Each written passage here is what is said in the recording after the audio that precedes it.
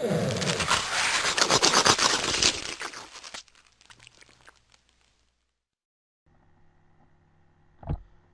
and we're back with another series of gaming bugbears. As said previously, these are the things which can ruin the immersion of your RPG, the sort of thing that can interfere with your session. And in this video, I'm talking about what I consider to be one of the banes of modules, of adventures, the boxed out text. And when I say boxed out text, what I mean is a description of a scene contained in a box that is supposed to be read out by the GM. Now, don't get me wrong, these can be great, especially for inexperienced GMs, since they really give you a good idea of what flavour the writer of the module wanted to give the scene. However, there's nothing, in my opinion, more robotic and less engaging than having a games master who simply holds a book up in front of them and then reads out saying, "You are in the dark forest, you are walking down a path, you see a cottage in the distance with a wisp of smoke billowing from the chimney. On the path in front of you, you can just make out 3 figures." Now, nothing sounds engaging about that, but I have been in games where that's been the case, and that tends to be the problem because the GM, as I say, often inexperienced, simply is reading out what's left in the box out text, and it often ends up sounding robotic and flat, like you're reading a book at school in front of a teacher. A far better way to approach this, I've found, is for the GM to take small bits from this boxed out text and reread them, but in their own words. It just makes everything sound far more natural and less robotic.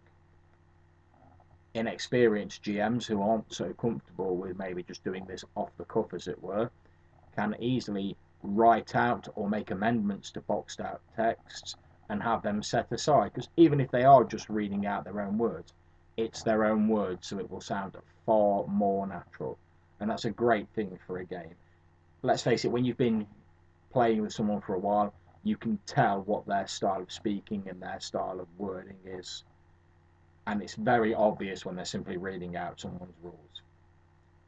Another mistake often made is that GMs assume that the boxed out text is the be all and end all of the scene, and they're completely unwilling to deviate from it. This is, I find, very stifling for player creativity. There's nothing, well, few things worse in a game than when a GM starts describing a scene and players are really interested and really engaged, and they start asking questions. A player might say, "Oh, okay, we're in this warehouse. Can I see any crates about in the warehouse?" Now, a more experienced and more comfortable GM will go, "All right, my players are obviously interested in this aspect of the scene." They will pause their description for a brief moment and they might say, "Yes, there are some crates over in the corner. They're wooden crates, they look a bit water damaged," or something similar. However, what I've seen in a few games is the GM will be so wrapped up in reading out the boxed out text description of the scene that they will effectively blow off any attempt for the players to interact with them while they're reading this, and they will continue simply reading the box text out, determined to get to the end of it. Now, it's very disheartening as a player when you're trying to engage with the scene, you're trying to let the games master know what bits of the scenes you're interested in. You're perhaps trying to set something up later, for instance. Perhaps maybe you're asking about the crate because eventually you're going to grab one of those henchmen and you're going to smash him down into the box. Maybe you're looking around for some oil leaking out of the crates. Maybe you're going to set it on fire and that's going to blow up the bad guy's helicopter, preventing him from escaping from the warehouse. Any number of possibilities. However, it's very disappointing when you're trying to engage to be stonewalled by the GM simply because he's dedicated to reading a boxed out bit of text that's written in his adventure module or the campaign book or whatever it may be. A far better thing to do, in my mind, is to take a break from that, address the player, address their query, any questions they may have. If you wish to, after that, you can return to reading out your description of the scene.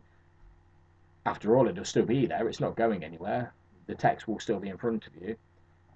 A far better way, in my opinion, is to try and fold some of the scene descriptions into the answers to your players' questions. For instance, If the players are asking about the crates in the warehouse, and further down your box text it said that the warehouse is grimy and dirty, say to the player characters, oh yes, you can see some crates in the corner. They're covered in dust and there's a thin grime of oil across it. It doesn't look as though it's been disturbed sometime. This gives the players very much the same impression that the later bit of your box text would have done. But as far as the players are concerned, you've responded to their question. You're engaging them. You're trying to make the setting more interesting for them. And let's face it, at the end of the day, that's what the game's all about, keeping you and your players interested in it. If anyone has anything to say on boxed out text, let me know in the comments below.